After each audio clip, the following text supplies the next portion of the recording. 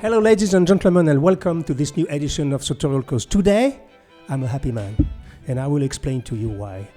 I receive at my table what I consider being one of the most prestigious and fabulous bespoke tailoring house in the world. And it happened that it's a French house based in Paris, and it's the house of Camps de Luca. If you are interested in anything sartorial, you have heard, of course, about Camps de Luca, which is one of the very, very important houses of traditional bespoke tailoring in the world. And I have the pleasure to receive on my right Marc de Luca himself, second generation of the family. Hello, Marc. Yes, hello. And Julien de Luca, third generation of the de Luca family. Hello, Julien. How do you do, my friend? Hello, very good. And yourself? Yes, you just noticed immediately Marc is a little bit stressed because he said, well, my English, I'm not very sure. Not so sure at all. Exactly. But, well, I know he can really be sufficiently good in English to make himself understood. But on my left, Julien has some kind of a British accent. What's the matter? Did you live in London? I went to school in the UK at a young age and continued working in London. Okay, so, that's why your English is very impressive. Even me, I have the impression of having a bad accent all of a sudden. But I can put the French accent. It is very easy. That's correct. So don't worry, Marc. Yes. Everything's going to be okay. All right. We wanted to... It sounds strange to so many people in the world when they look at our channel and they say, wow, there are three French guys and they speak in English. Precisely, ladies and gentlemen, because we want that the content we are producing will be accessible for the people who don't speak French. I would love that all of you speak perfect French, but unfortunately, it is not the case. So this is why we decided on many episodes to do a version in French and one in English so that we can reach you guys, whether you are in the US, in the UK, or in any country in the world that doesn't speak French. That said, we're going to tell you the story of Camps de Luca, beautiful house of tailoring. And this story starts in the years 1920s, 30s in a small village Yes, in my father. Italy. It's your father. Tell father. us a little bit of the story, and Julien will help you if you miss the words to explain. So your father started at a very young age in a little village called Atina, which is close to Monte Cassino. It's right in the middle between Rome and Napoli. Exactly. So how was the life? What did your father told you about his youth? How was the life of a young boy in a small village in Italy in the 1930s? What I can remember is my father start to work and to learn tailoring to his uncle. Yes. And at that time, the father of one new apprentice, Yeah. he has to pay the tailor. Okay. They were paying the tailor To pay to be learn. an apprentice. To learn. Did you pay your father so that he can teach you? No, Not quite, but maybe I should have. I didn't give them the check.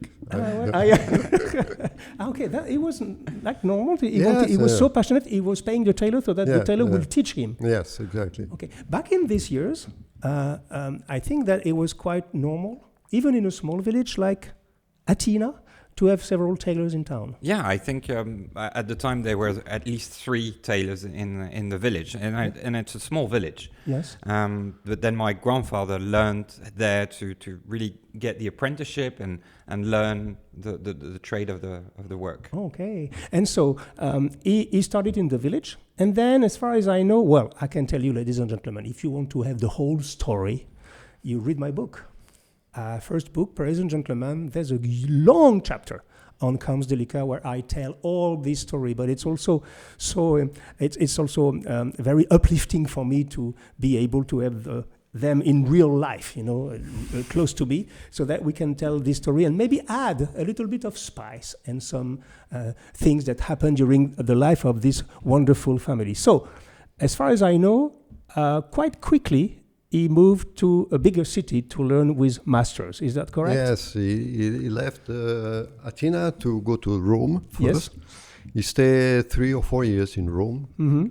He left Athena and it was 12 or 13 years old. Okay. So he You mean he was 12 years old? He was a boy, literally a boy. Yeah. They were another part of the family that they were living in Rome, so they take in charge my father to sleep and things like that.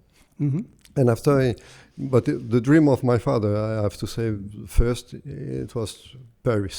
He wanted to be in Paris. He wanted to be in Paris. It was his focus is to be in Paris. So he learned for 4 years in Rome. Yes. And after he goes straightly to Milano. Okay. Because it was important to have a different teacher. Mm-hmm. He learned there, and always his passion is his work, Yes. his job, and to live in Paris, to come to see Paris. Okay. And then it happened for him in 1948, just after the war. He opened his first shop and his first atelier in Paris. Do you know this story? Because I may know it better than you. I'm just you kidding. do actually. No, you may do. You have all the details and you've seen everything that our family has lived. That's what I do in life, actually. So I'm happy. It's always very strange for me because sometimes it happens all the time. I said, I remember your grandfather was a student of this tailor in 1952. And I said, really? I don't even know myself. I will have to get my kids to read your book to get the family tree and the history. Exactly. So, Paris, 1948. So it might have been for your grandfather some kind of a strong decision. I mean, when you're still very young, you're Italian, you just open a shop like that in Paris. That's something. Was he? You knew him. Yes. Yeah, you've been. He passed away. You were already a teenager. Or No. I was 20. Oh yeah. So in you my knew 20s. him for real. So what kind of personality was he? He was a very strong personality. I can imagine. And I mean, he had a lot of determination because at that time to actually move away from a small village, going to Rome at the age of 12, then moving to Paris was a big move at the time. Yeah, it was a big move, and well, I can tell you just now, it's a little bit of a fairy tale because even if working in bespoke tailoring is not a fairy tale, believe me, it's a very difficult one. But concerning Marc de Luca, can you imagine a young boy in Athena? It's a village of a few hundred people, I suppose. Well, it's very, very small. Dreaming of becoming a tailor in Paris and ending dressing kings around the world, because this is what he achieved. We're going to explain all that, but basically, your father went from a village to the tailor of many kings and many royalties in the world. That's a crazy story. It was the city of light. Paris was, very moving at the time, and it was really. For him, was a real target to move to Paris. Excellent. I love this kind of story. And I'm not talking, you heard it well. There was an article on the Rake magazine, I would say 5-6 years ago, maybe a little bit more. And it was about Camps de Luca. And the title was The Kings of Tailors, the Tailor of Kings. Is that correct? Yeah. That's a beautiful title, actually. And it's the truth. I mean, the King of Tailors, okay, it's an assumption. I can testify you are among the kings of tailoring worldwide. But the Tailor of Kings is more specific, and this is something that your father developed quite fast. But before that, let's speak about now. So he's developing. His job is he has a nice clientele. He was known for his eye. Yes, and his exactly. style, right? He had some kind of a flair, right? Okay. And then in the 60s, when the ready-to-wear started to really come big time in all around the world, thank you, Americans, and because it's coming from there mostly the time. I'm just joking, but it's the truth. And so a lot of tailors were closing their shops. And a few tailors, including your father, decided to gather, to build a group. Tell us this story. You know this story, the group of five, the group of five, something like Le that? groupe des cinq, yes. Le groupe des cinq in Yes. French. And so it was 5 tailors at the time, well-known tailors based in Paris, and they would do a catwalk. So they would be together, and they would do 5-10 models each, and do a catwalk. So like that, all their clients and the journalist and everyone could hear about what they do. And the idea was to promote the craft and maybe sauver les meubles, like we say in France, save it a little bit from the thing. Remind us the members of the club, Groupe des Cinq. They were the founder was Mr. Bardot. Mr. Bardot, it has nothing to do with Brigitte Bardot? No, not exactly. But okay. And they were Mr. Evzelin, oui. Osten, Mr. Camps, and my father. Okay, De Luca. and this is where the magic is happening. There was 2 men in the group of 5, one called Joseph Camps, and the other one called Marc de Luca. And you understand what happened. It became Camps de Luca because they decided to join forces. Why? They appreciate each other, and let's say Mr. Camps was really a scientist, and but he doesn't take care about I understand, to run a business. To run the business. We would say in France, he would say he was better at a cutting table than at accounting books. Exactly. Yes. And so he was someone that he was a teacher. Yes. Yeah, he was passing his knowledge a lot. Yeah, exactly. A lot of tailors after they took their house from him. So at this time, just before your father joined forces with him, it was well known in Paris that Camps had some kind of all-star famous tailor. That was a dream team. Can you give us a few names that's been trained by Joseph Camps? But the most famous is Francesco Smalto. Francesco Smalto. Yes, exactly. And they were Mr. Urban, Henri Urban. Very famous too, actually. I mean, if you are into tailoring, of course. Claude Rousseau. Monsieur Gonzalez. Yes. And a lot of just tailor after they take a shop alone, but they were taught by l'enseignement. Yeah, the teaching. The teaching of Mr. Camps. Mr. Camps. Yes. So it means that all these people that became tailors by themselves, they were still applying the method of Master Camps, we can say. You didn't know him, you never met. He passed away. He moved away from the company just before I was born. He was not Italian. No. He was Spanish, and more specifically Catalan. Never say to us Catalan he is a Spanish. It's like you be careful when you say to a Napolitan he's an Italian, but that's another story. We don't go too far into that. And so they are joining forces, and all of a sudden it worked very well. It worked very well. They have a kind of admiration, each one for the other.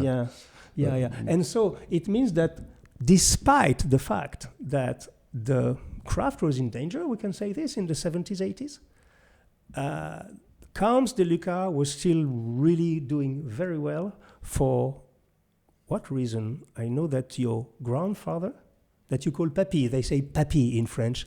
It's different in American. Papi can mean dad, actually. They say Papa.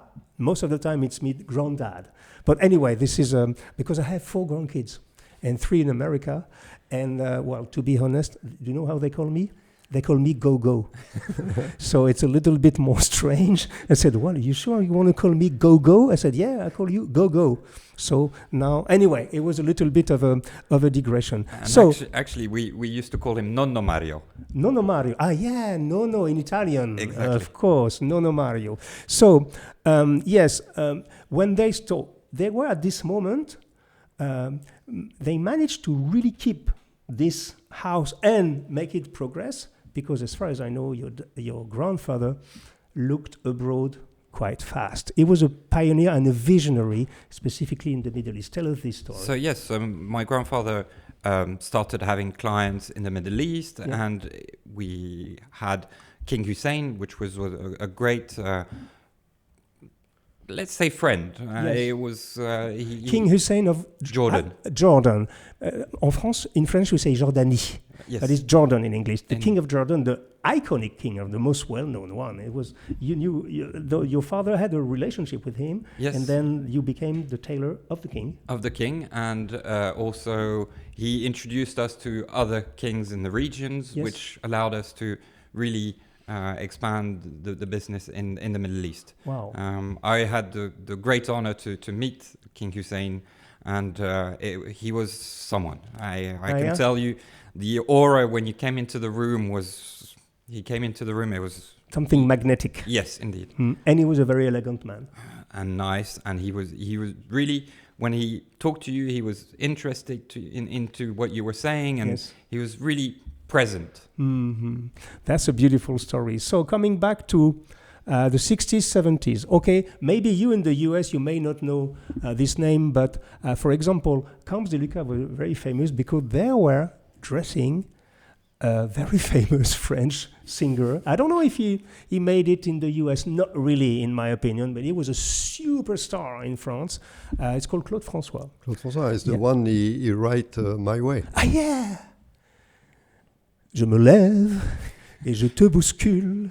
Tu ne te réveilles pas comme d'habitude. My Way. That Tom Jones have been singing. I mean, so many singers. Frank and Sinatra. he was in Frank Sinatra, of Yes. course.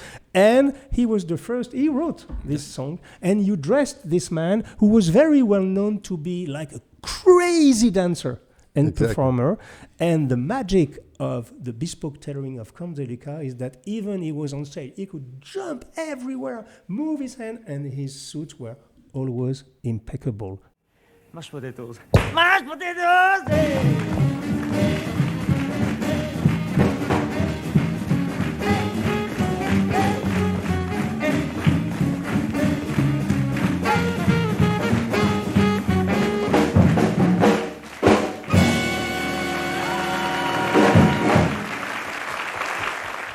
Tell us the secrets. The secret it was to make the armhole Yeah. very high, As high as possible. as high as possible, Yeah. not to hurt him. Yes. But anyway, it was very high, Yeah. and so he can move, and the jacket stay always the collar, the jacket, and the sleeve, everything moved like he was in jogging. I would say. Exactly. We're going to show you a few extracts of him moving on a Camps de Luca suit. You're going to see this is something else. This is something whenever. So, of course, now this is one of the tradition of the house to have a very high, we call it an armscye, I think, in English, this embouchure, this armhole. So you've been very loyal to that. You do, in your house, very high armholes, right? Yes, high. Let's Yeah. say high. Not as high as Claude François. No. One of my friend tailors, I told that we laughed a little bit before because I was giving them this little story. And one of my friend tailors in Italy said, if you want to know if your armhole is high enough, normally you will not be able when you sit to lace your shoes. And this is fun. And I'm sure the armhole of Claude François was so high that he couldn't do his shoes, but he could dance. He was a good dancer by the way. Yes, good dancer. And so when you were a kid, a man like him, Claude François, when he was walking in the street, there were hundreds of groupies that were following him and even fainting, right? Did you witness that? You've seen Yeah. a lot of girls waiting when he was coming to the on the atelier. stairs, yes. Yes, And once he forgot something in his car, yeah, so I say, okay, I propose to get it. yeah. And so I opened the door, and there were 20 or 30 girls there. You thought it was for you? I would like, but It was not for you. No, it was not for me. Yeah. It's another era when in the 70s the groupies were totally going mad, etc., etc. So, but us, from a sartorial's perspective, it's a very interesting subject because Claude François was probably known as being, he was a great dancer actually, and he was really moving in his suit, you're right, like being in a jogging or even without anything on A him. second skin. Exactly. That's Literally. one of the words a lot of our clients say to us is really you don't feel the jacket because it feels like a second skin. Yes. So this is the art of tailoring, ladies and gentlemen. So now let's move. You speak about the jacket, the Camps de Luca jacket. So let's deep dive a little bit on that because I know that a lot of people, specifically if they are watching this episode, most of them is because they are already interested in all these idiosyncrasies and details that you can find on the jacket. So What are the 3 or 4 specificity of the Camps de Luca jacket? As you mentioned, the high armhole. Yes. Second is the lapel. Yes. Is one of the iconic French styles. We're gonna focus on that just after. Okay. The cigarette is what how we mount the sleeve, not Yes. like the Italian where it's more like a shirt. Yeah. And you have actually a bit of roping. That's Italian. Yes. This is Camps de Luca. Indeed. Yes. So you have what we call the roping or the cigarette, Yeah. which basically looks like you're attaching the sleeve on the jacket. Yes. Disclaimer. Today, we have artificial intelligence that is scanning the words that are said in each show. This is the new era. We have to live in the 21st century, ladies and gentlemen. So I just announced when he says cigarette, we don't speak about the cigarette. We speak of the shape of a shoulder, just to let you know, because sometimes YouTube now is spotting words in a video and can literally ban the video just for one word. Yeah. Welcome in the 21st century, ladies and gentlemen, but it is the past. So that's the shoulder. For me, it's very charismatic. I love it. It's a little bit inside, right? We try to work on it for it to be moving forward. Yeah. And one more thing is the tapering at the waist that we really work on for the silhouette. Excellent. And also here, you have something very special. Explain to us. Classically, we tend to do 2 vents Yes. at the back. Yes. And for it to basically, for the line to continue with the tapering of the waist. Yes. And we work on it, what we call it, we break the vents, which allows it to be more flat on the back. Okay. And is one of the work we do to really... I've never seen this anywhere else. And Sonia, she said, yes, we tried. Yeah, you call it butter vents. C'est comme du beurre. Elle dit, ouais, elle appelle ça butter vents. C'est le mot qu'on emploie. It's correct. I've never heard of it. I She like invented it. C'est marrant. It's crazy. The butter vent, ladies and gentlemen. My wife, she's a historian because she even named something they don't know how to name it. Okay, so this is something that your grandfather was already doing with Mr. Camps. This kind of vents. Yes, exactly. Yes. So it means that you try to preserve all the core jacket. It's pretty much the same it was in the 60s or 50s. Yes, exactly. But we have to adapt because the material, they were heavy. The fabrics were heavy at that time, so they don't need to have more work to finish these vents. Yes. Now we have to employ some cotton material we put inside. Yes. Like that, the structure it's more rigid. Yes. Your English is great. Your English is great. Yes. You speak very well English. Yes. I mean, sometimes some people have I can say you're looking for your words, but you know what? All our viewers, they love it that we make the effort specifically to try to pass on, because what this man has in his head and his heart and his hands is worth sharing. And this is why we are around this table. Also, inside the lining, I know that you invented, or your grandfather or your father, grandfather invented, we call it the drop pocket? Yes. The teardrop. The teardrop. Yes. Explain to us what it is. It's the shape of it. It looks like a tear. In French, we say la goutte d'eau. Oui. But in English, I think we call it the teardrop. Okay. Donc le sanglot plutôt en anglais. Oui, tout à fait. Yeah. It's okay. We laugh in France. You cry in English. Whatever. Okay. And this was actually invented just to show the technicity and for it to be done by hand. Okay. Because it can only be done by hand. Mm-hmm. And the little story is that my grandfather designed it just to have like a lighter that can fit in it. And there was a little... You mean a lighter? Yes. Well, once again, the cigarette, the lighter. I'm just kidding. Sorry. Yeah, it's okay. Disclaimer again. Yeah, disclaimer. It's done. And basically, it would just hold it inside, and it would be easy for it to come out. Yeah. And it was a signature as well. I think. Yeah. These are small details, ladies and gentlemen, that makes really the world of bespoke tailoring some kind of magical, or there's something that we call it idiosyncrasies, specificities that each house has. And I love these kind of stories because in the end, you are aware of what you're wearing. It's a very, very specific thing. So now, Camps de Luca, 100% by hand, 100 hours, something like that for a suit? Yes, exactly. Pretty much? Yes. 3 fittings? 4 fittings? Yeah, for the first time, 3, or what we need. Yeah. And I love that. What we need. If you need more, you do more. Yeah, If you need less, there's no problem. Yeah. But it's still a school of patience. That is to say, as everything's done by hand, even if I know you can deliver in some record time, still time can't be compressed. Specifically when at that level of craftsmanship, when you really respect the fabric and the way it should be done. How is it, Julien? Because little story. Mario, the father of your father, your nono, your grandfather, I wrote it in the book. I remember this little story. He said to your dad to make sure that you will not be tailors because he was a little bit concerned about the future of the craft. Is that correct? It was a difficult time, I think, at the time because the move of fast fashion was coming in and there was less and less tailors to actually do the crafts and the clientele was actually becoming less and lesser.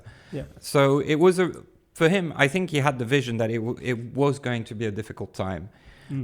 We were very lucky that my father continued traveling abroad as well and discovered new and other markets. Yes. And yes, we were very lucky to continue and perpetuate the trade and the craftsmanship.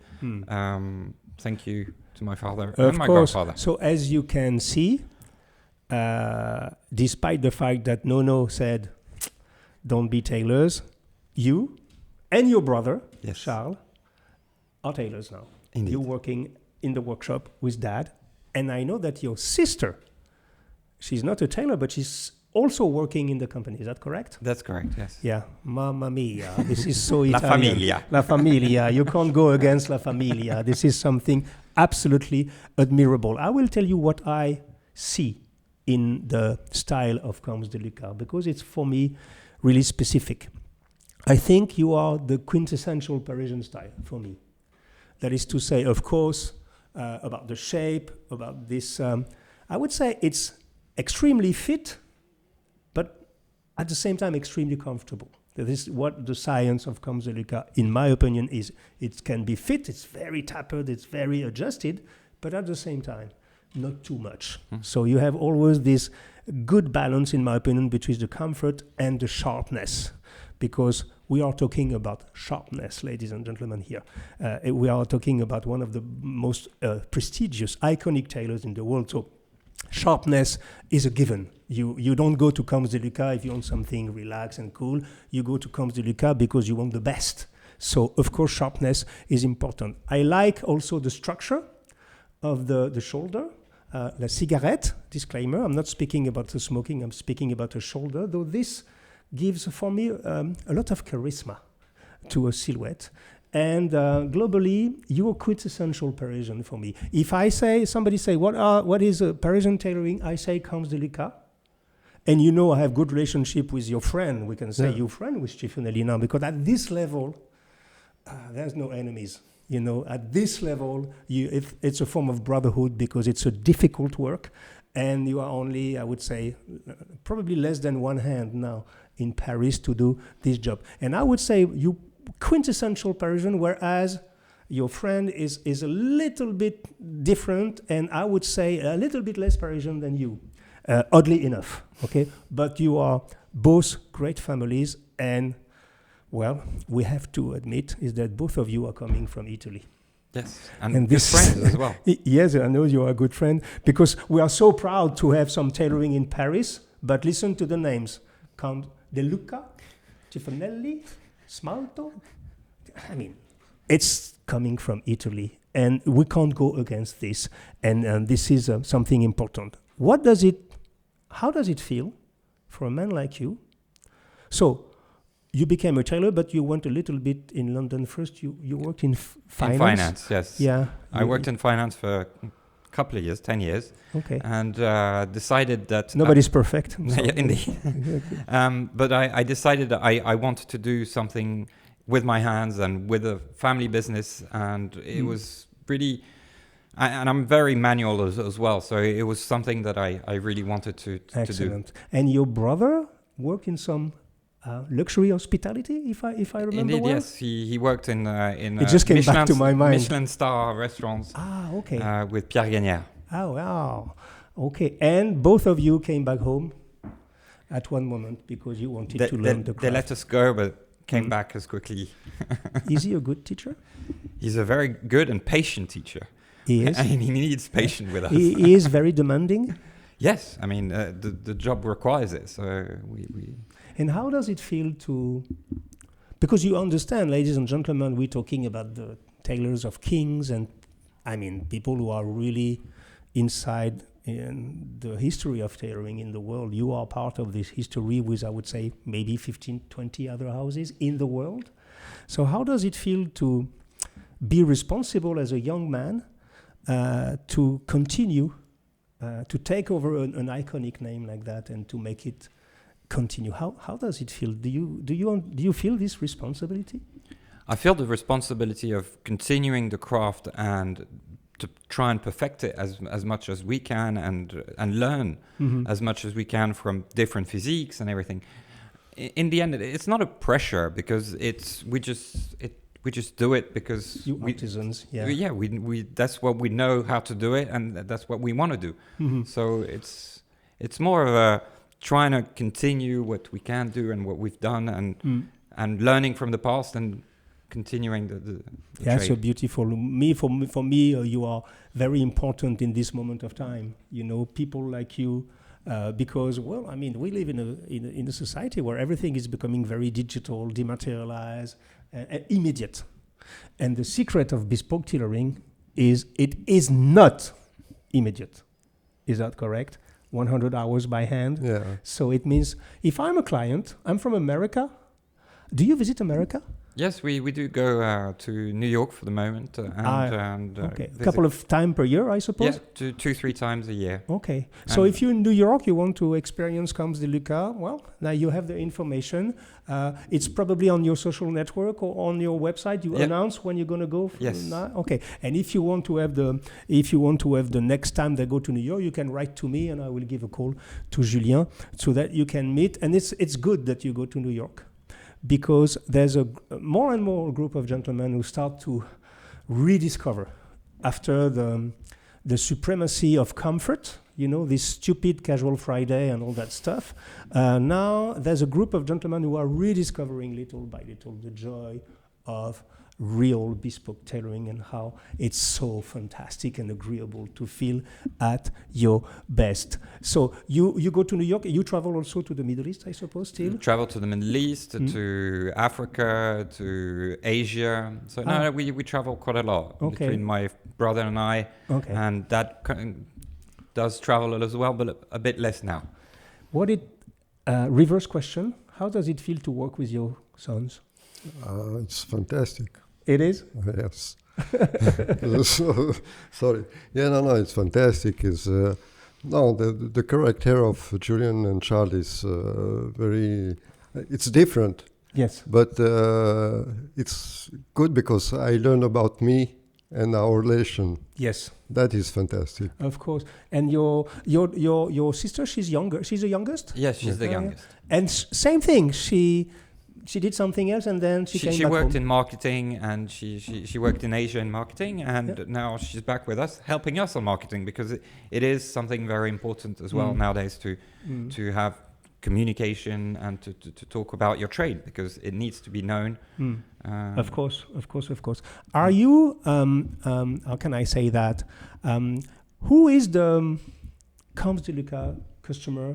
If he has is he a man of a certain age, or no? It's anybody can. It's very eclectic. I mean, we have very young customers, and we have generational customers. Yes. So we've... And you mean from father to son? Yes. I mean, we have families where we've done the grandfather, the father, and now I'm doing the son. Really? So it's really this nice. Is delicious. It's really nice. Oh, yeah. So you still have this tradition, because I thought this kind of tradition was kind of dead at one moment, but you still have this because back in the years, I think in the 60s or 70s, going to the tailor for the first suit with your father was kind of an initiation. Indeed. Yeah. Basically, you're becoming an adult because you were going, after you were stopped growing up, like 18, 19, you were going to your tailor, and it still exists in houses like you.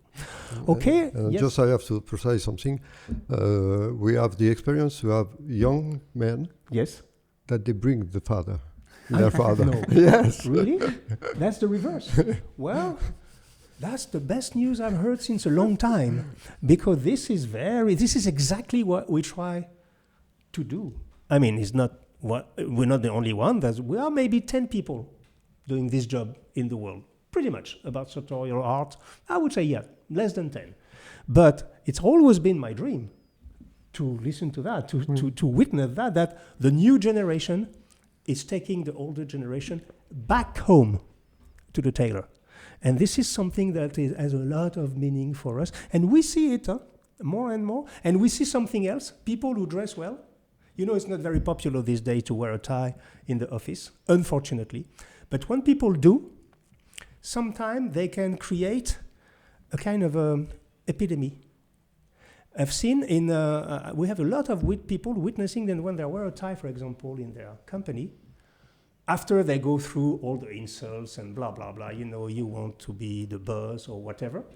But reversely, sometimes they create a little bit of it's very it's intriguing. Yeah. Said, why do you wear a tie? And then it goes on the other people. And we have a young attorney who came here and explained that he was in stage, in an internship in a law company. And then when he went away, 3 other people were wearing the tie on a daily basis.